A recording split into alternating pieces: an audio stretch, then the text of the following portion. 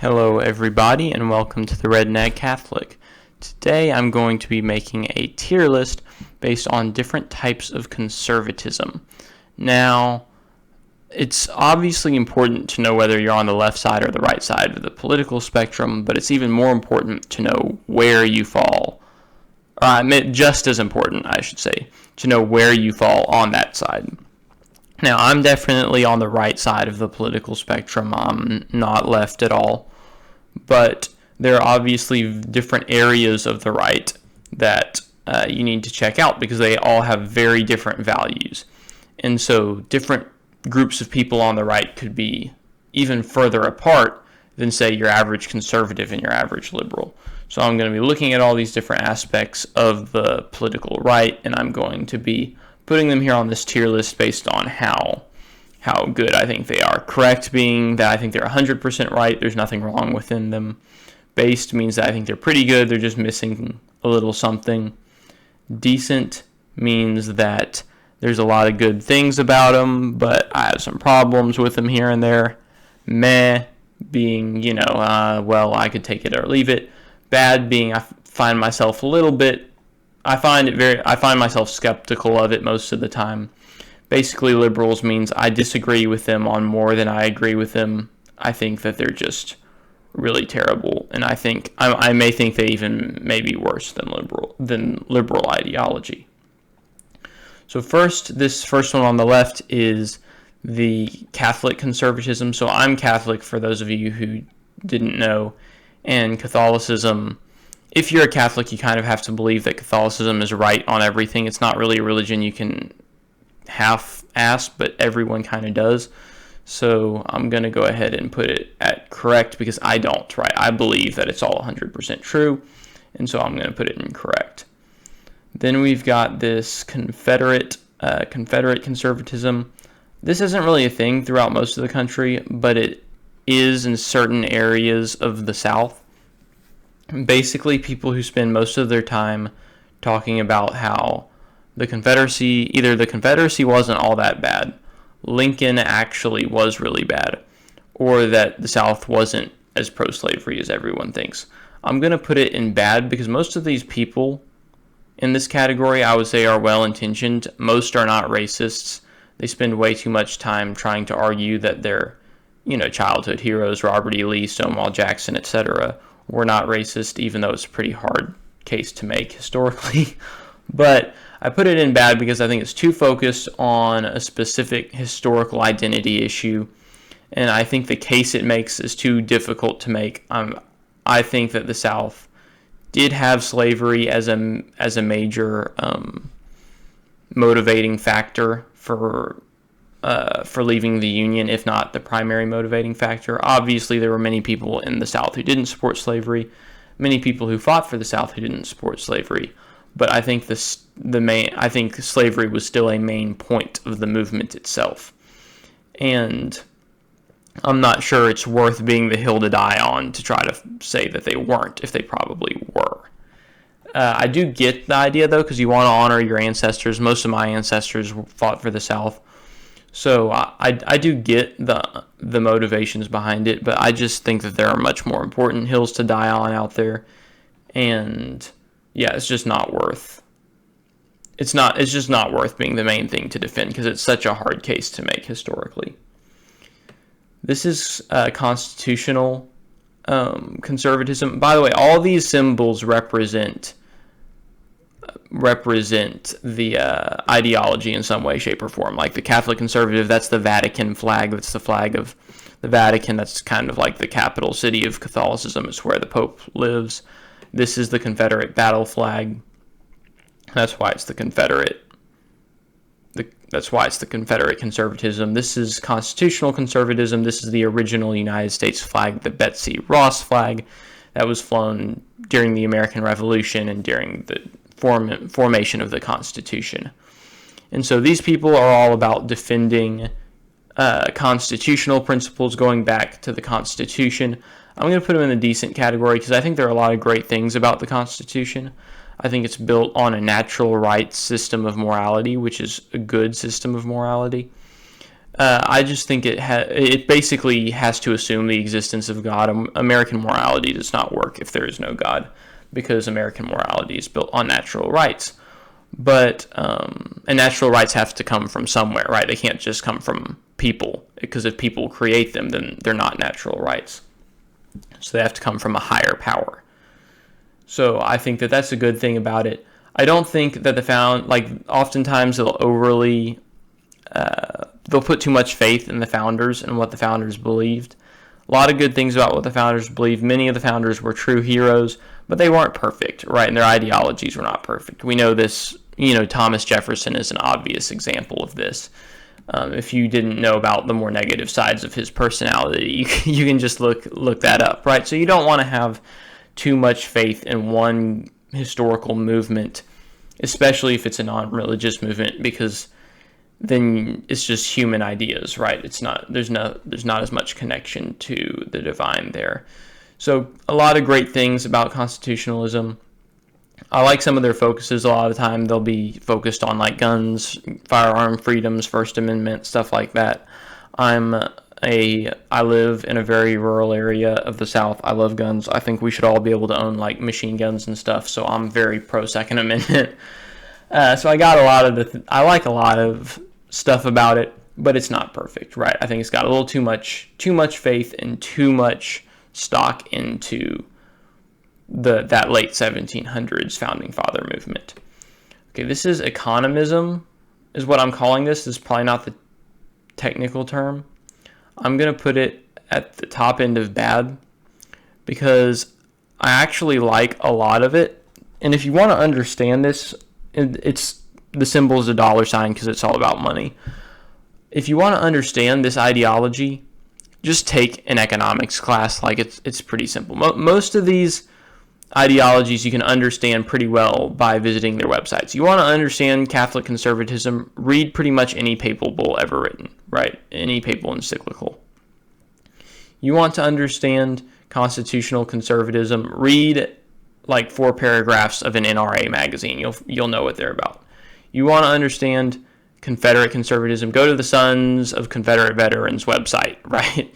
You want to understand economism, just take an economy course from your local community college or something, and it'll pretty much tell you what the economist, what I call the economist ideology is. It's very pro-free market, pro-invisible hand. I like a lot of that.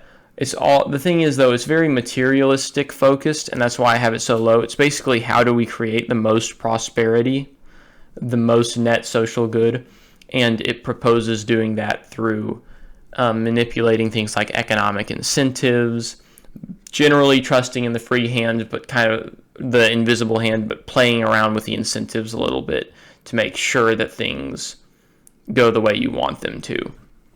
And so it's very pro-capitalistic, also pro something of an active government, but not an extremely active government, just one that kind of plays with incentives and things like that to ensure that the economy does well. But I put it down in bad because it's too focused on the economy. The economy is important, but if you really want to make this good, you have to combine it with like some kind of moral principle, right? If you want to make a really good ideology. And this doesn't have any guiding moral principles. Just assume that we want as much prosperity as possible. This next group is evangelicals. So to explain them, so the Catholic conservatives are the conservatives who are part of the Catholic Church, right? And that's a subdivision. That's the oldest denomination of Christianity, although the Orthodox will claim that as well. But it's generally accepted that Catholicism is the oldest form of Christianity, at least in the West. And so it's the oldest church. But it's not the only church or only version of Christianity out there. This one is known as Evangelical Protestantism. This flag is just the generic Christian flag. It's got a cross in the top left for Jesus. So for Jesus' sacrifice. They're a group of Christians. Their theology is completely different than Catholics on a lot of things. They believe in a lot of different things, but morally they're pretty similar. So the two will be politically working together a lot of the time. You'll see them at the same rallies, even though they have major religious differences. I'm going to put them in the base category because even though, as a Catholic, I disagree with a lot of their theology, I disagree with a lot of what they believe about Jesus and the nature of the church and a lot of things like that, politically, they're almost the exact same thing as me, except maybe like a little bit less conservative on birth control or something. So they're pretty much the same politically, and because I'm rating political ideologies here, I'll go ahead and put them as based. I have a lot of respect for both of these because both are based on inherent morality that comes from God, is rooted in a traditional religion that has a legitimate claim at being God's revelation. The difference between the two, the reason I have Catholic is correct and evangelical is just based, is that I believe that Catholicism is the correct one that accurately portrays what God taught. But politically, they're almost the same. Against abortion, against gay marriage, but also able to recognize issues where modern American conservatism isn't perfect, right? Being a little bit more charitable towards the poor, immigrants, things of that nature. Now, the evangelical movement doesn't have quite as much of that factor as Catholicism does. It's a little bit, evangelicalism will often get sucked up into other ideologies, and so the special things about it will become lost in the process, right? Like evangelicals will often get sucked up into the MAGA movement, or the prepper movement, or the Zionist movement. They'll get sucked up into another ideology, and all the things that make evangelicalism special will kind of disappear. That doesn't always happen. There are plenty of people who are just straight up evangelical conservatives, but that doesn't happen as much with Catholicism. Catholic conservatives are better at, kind of keeping the worst parts of conservatism, of modern American conservatism, at bay, right, and keeping their version of conservatism intellectually pure. And that's another reason I have Catholicism over them. But I still have respect for the idea, just because they're the same basic idea as Catholicism. We have our faith in Jesus Christ. We believe that Jesus Christ is the way, the truth, and the life, and we believe that God, through Jesus Christ, has revealed all sorts of amazing things about our salvation and the nature of what we're here for, what our purpose is. And so I can respect them for that, at least. This next group is libertarians. The flag here is the Gadsden flag. This was used during the American Revolution. It's a rattlesnake that says, "Don't tread on me." The basic idea is that rattlesnakes don't just go around and attack with people, but they let you know when you're getting too close to them, right? They start rattling their tail, and if you keep messing with them, then they're going to kill you.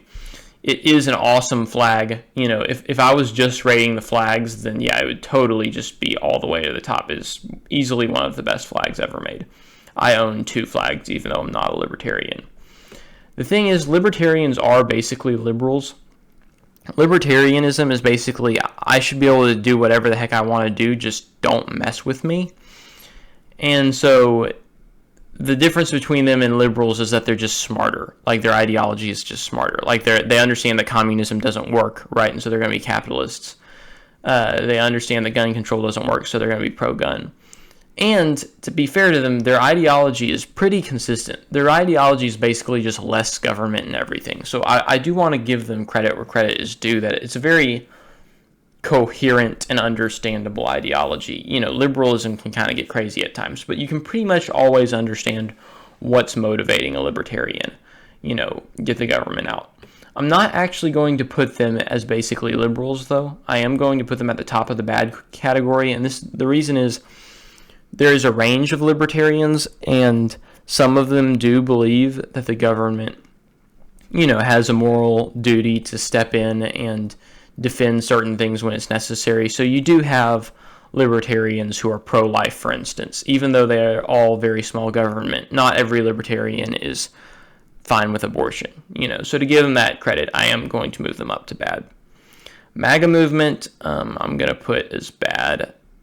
It has good things about it, but there's just too many problems with it that I have, and they're going to be as follows. First, it is way too focused on Donald Trump, and that's the flag here. Their little sticker here is the Donald Trump 2024 campaign sticker.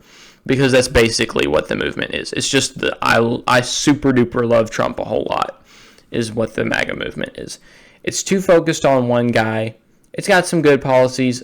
As you're about to see, I actually have some major disagreement with it on some foreign policy issues, but I'll get to that in a second. But it's too focused on one guy. Way too much. They just seem to love Trump too much for me. They're not hardcore conservatives on all issues. They're too compromising on abortion, and I don't like a lot of their foreign policy stuff, but I'll get to that in a minute. So I'm going to put them at bad. This is neoconservatism. That's just the American flag, because they're just the super duper patriotic America should take over the whole world type of people, based for sure. So a lot of people are like, what on earth are you doing putting them all the way up there? Because it's very unpopular for Gen Z to be neoconservatives, but I am a neoconservative. I'm a neoconservative Catholic. So I'm a little bit of an anomaly being a Gen Z neoconservative, but I think that the basic idea is really good, that America should just be active on the foreign level, be on top of all the threats out there, communism, radical Islam, all these different things that could threaten the safety of our country. And we need to be on top of that kind of stuff. And I wouldn't have it all the way up here. Like, I would probably have it more like here, or even down on the MAGA category, if it weren't for how anti-neoconservative the MAGA movement is, right? The MAGA movement more recently has gotten so anti-neoconservative that they'll literally be like, we shouldn't be aiding Ukraine at all, when it's pretty obvious that we need to be for national security reasons, because we can't have Russia take over Ukraine and then be emboldened to go attack some NATO country, right? That would be a disaster. So it's pretty obvious to me, at least from a foreign policy perspective, that we really need to be on top of foreign policy issues right now. And the MAGA movement just seems to really not care. And because the MAGA movement is the dominant movement within American conservatism, it makes me want to go extra hard for the neoconservatism. Neo-Nazism, yeah, basically liberals, even though I would say if you're a neo-Nazi, I consider that worse than being like an average liberal by a lot. Because neo-Nazism, their whole claim to conservative, like the only thing neo-Nazis have that is conservative, supposedly, right? The only thing that even allows them to identify as part of the political right is racism, right? That's the only thing. And racism is bad. I don't like that racism is associated with the right, So if the only claim you have to being on the right is something that's bad, then I don't understand why I should consider you part of the right. I don't like that. Nazis super hate Jewish people for some reason. Don't understand that why, but they just really do. If you're one of those people, just, like if you just really hate any group of people that bad, be it Jews or black people or whatever it is, like, just go out there and talk to some people, man. Like, just go out there and get off your computer and start talking to real people, because what you'll realize is that they're not that bad, Like, I don't understand the hatred for a certain group of people. Don't get that at all. So I have to put them all the way down here. And we also have to remember the fact that the Nazis were they were pretty much just as bad as Marxists, right, in the things they did. They killed millions. They didn't kill as many as the communists did, but that's because the communists ruled numerous different countries over a period of basically 70 years, whereas the Nazis had a much more limited scope of power, right? Just Germany and the area that Germany took over and arguably Italy, right, for a period of about 10 to 20 years, whereas the communists ruled Russia, China, pretty much most of the Asian continent for a while. At various times, parts of South America and Latin America. And they had this control for nearly a century. And they still have this control in some areas. So it makes sense that they've been able to rack up a much higher death count than Nazism. But it's the same thing, ultimately, at the end of the day. It's a horrible authoritarian government that just kills people who disagree with it and kills people who it doesn't like. This next group is the preppers. That's the nuclear symbol. That's because they're often preparing for things like nuclear war or chemical warfare, or pretty much anything that involves the collapse of civilization. Definitely based. So I live in the country. I live in a rural area, and I'm something of a light prepper. Not a super hardcore prepper, but I am a light one.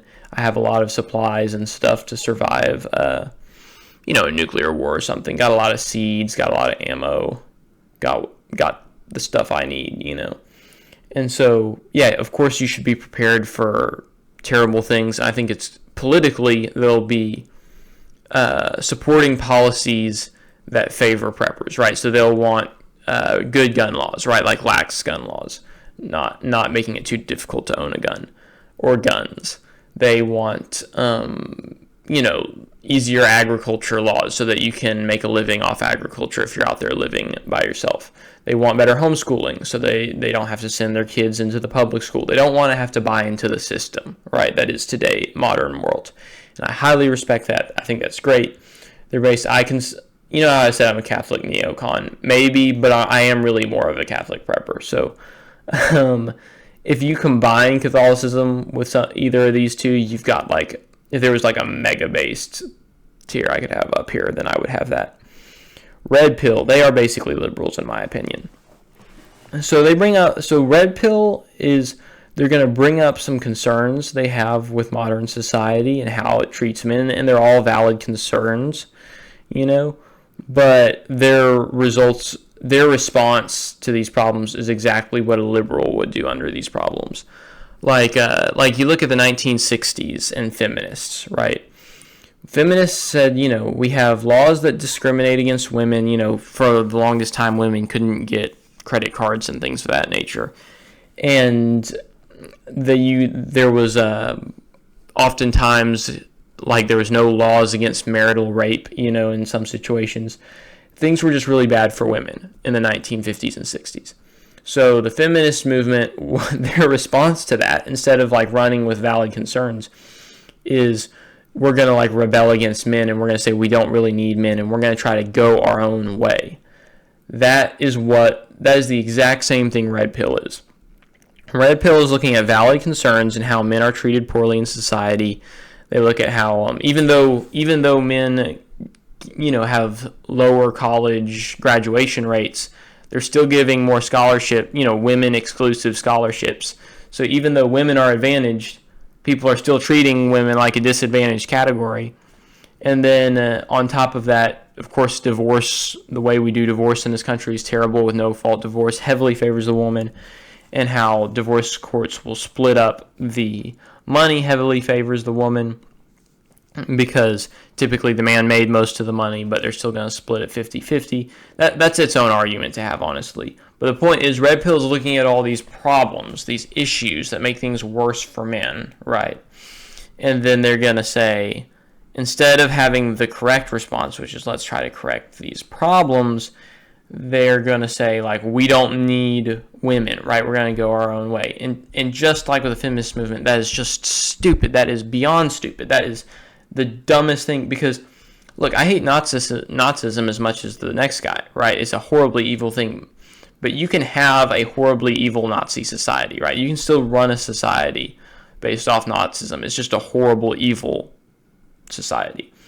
Red pill, you can't even run a society off red pill, because we are literally going to separate men going their own way. That's part of what the movement's called, men going their own way. Men cannot go their own way. Women cannot go their own way. You have to have both sexes to run a society, to run a population. Otherwise, you are going to die, right? You're going to die out. You can't have the populations segregate themselves completely and go form a men's society and a women's society. That's just stupid, right? That's just beyond stupid. You can't run a society like that. Where are the babies going to come from? How are you going to make new families? Right? It's just so bad, so crazy. I cannot get behind red pill. Again, I can say that their problems are valid, right?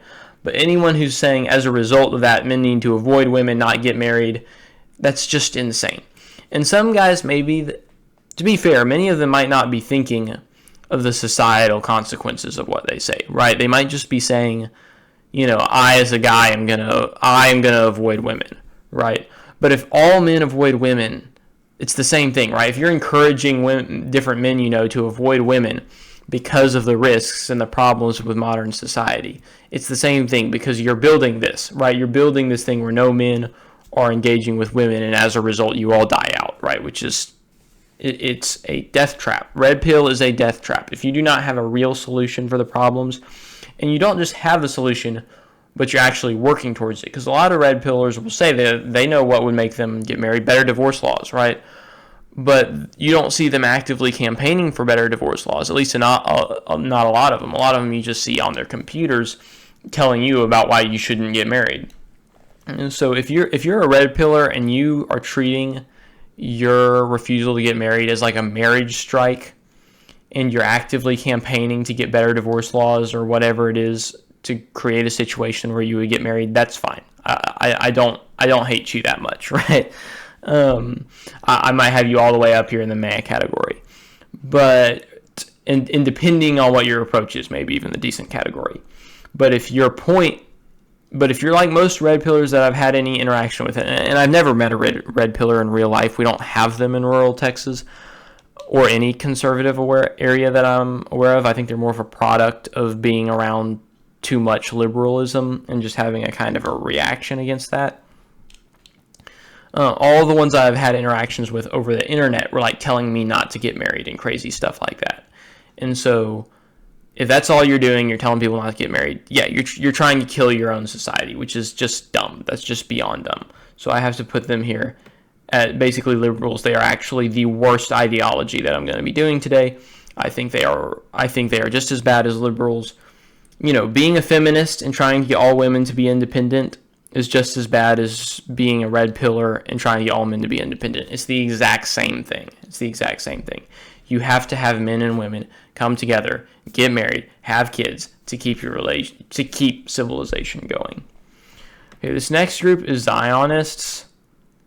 I'm probably going to put them as bad. I guess that they could be. They're kind of a single issue. I'll put them in MAGA just because they're so much of a single issue group. They're basically just like Israel. Some of them are Jews. Some of them are evangelicals who put way too much stock into Newsmax advertisements about the end times. But it all comes down to we need to support Israel, and the main, like, each one of these groups has their own version of like what the worst, what the epitome of liberalism is. What's really bad about liberalism, right? For the Catholic, it's going to be our modern secular culture, right? Same thing with the evangelical. All the abortion and the gay marriage and all that crazy stuff is going to be what these people think is worse. Neoconservatism is going to be like how they're going to see it, the wimps who aren't willing to go fight in war, right? The people who are just isolationists, little peaceful hippies who don't actually want to like get stuff done. Preppers, it's going to be the machine, right? The system that requires you to be reliant on it. For the constitutionalists, it's going to be modern liberals who want to infringe on the Constitution. For libertarians, it's people who want big government. For economists, it's people who want to stifle economic progress. For MAGA people, it's anyone involved with the establishment. For Confederate conservatives, I mean, I guess it's just pretty much everyone at this point, because there are very few people who think that the South was good during the Civil War. For neo-Nazis, it's going to be Jews. For red pillars, it's going to be everything. Yeah, pretty much just everything. For Zionists, the worst you can get is like the pro-Palestinian protesters who are protesting Israel. So that's what they're going to be. I think it's way too narrow of focus. I think there's way bigger things out there than the Israel-Palestine war. I mean, in fact, yeah, I mean, that's all I'm going to say about that. As Americans, at least from the American perspective, don't get me wrong, I'm a neocon. I'm all for going and supporting Israel and Ukraine and Taiwan and all our allies in different countries. But people who just act like Israel is just like the end all be all of everything we need to be focusing on is, I think that's incorrect. And a lot of people will say, well, I don't think that this is that significant of a portion of the GOP today. But I disagree with that, because the GOP has been moving away from neoconservatism, and we see that most clearly with the Ukraine conflict. But these same guys who are like, oh yeah, no aid to Ukraine sucks, Ukraine's just not something that we need to be getting involved in, will be totally rallying the spear here on, well, there'll be the point of the spear of getting people to support Israel. And so, there's a dichotomy, there's something of a conflict here. It's not neoconservatism that's driving these people, because if it was just neoconservatism, then they would also be for supporting Ukraine. So there's a specific attachment to Israel that a lot of people in conservatism have. And a lot of the time evangelicals and Zionists work together. A lot of times they may even be the same person, because again, you get evangelicals too hyped up on end times, and they're going to be they're just going to be rolling with it and going crazy, and so that will result in Zionism as well. So there are multiple avenues Zionism can come from. I think it's fine to support Israel. It's just not that big of an issue for me. So that's my tier list. That's what I think about all forms of conservatism. I think Catholicism is correct. I think that evangelicalism is almost politically correct, but I think its theology is just off, so I can't put it all the way up there. Neoconservatism is awesome, especially when combined with like Catholic just war principles and stuff. That would be the ideal foreign policy, in my opinion. Wanting to be active in dealing with foreign problems, but then not going over the top, because you can go over the top with neoconservatism. You can be fighting wars where morally you should not be getting involved, and I don't support that. Prepper Catholicism would also be super awesome, and that's pretty much what I am. But prepper, just being a prepper in general, is really cool. Constitutionalist is great, just too much stock, their main thing, their movement is the 1789 founding fathers. 1789 founding fathers is great, but they're not the end all be all, right? There's more important stuff out there. Israel's fine, but I just I can't have it any higher, because it's just not on the hierarchy of issues. It's pretty far down for me.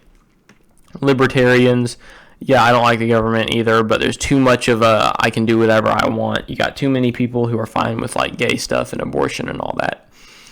Economics, I guess it works. Their model works for economy, but it's too single-mindedly focused on the economy. And then, so I guess I can get them up to meh for that, because I don't think they're wrong in how they describe the economy. I just think that they're too narrowly focused on the economy. MAGA, way too much stock into Donald Trump. It's got some good points to it, but I don't like its foreign policy, because again, I'm a neoconservative, and I think it needs to be a lot stronger on the moral, social issues that Catholics and evangelicals are really good on. Confederate conservatism, that's not the hill to die on, guys. That's just not the hill to die on. Nazism, yeah, that's horrible. That's like communism pretty much. And then red pill is just the death of society. It's just radical feminism, except guys. And so that's all I've got. Like always, I'm going to end this video with a prayer. In the name of the Father, and the Son, and the Holy Spirit. Amen. Lord, we thank you for the gift of our reason and the ability to apply it to the variety of political circumstances that we come up across. And we pray that we might always apply this logic as well as we can and seek to do everything in our political actions as well as all of our actions with the intention of glorifying you and doing your will and bringing our world closer to the world that you desire for us. We ask this in the name of the Father, and the Son, and the Holy Spirit. Amen. Hope you all found this video interesting. Let me know in the comment section if you disagreed with my placement of any of these. I think a lot of people will. I think a lot of people will especially not like where I put neoconservatism. That's fine. I'm a Gen Z neoconservative. If you don't like that, you can just deal with it. But let's see. Other than that, though, I think most of my viewers will probably pretty much agree with where I've put everyone. Some people might have had a little bit more mercy on the red pillars, maybe. But that's all I got. So y'all have a good day.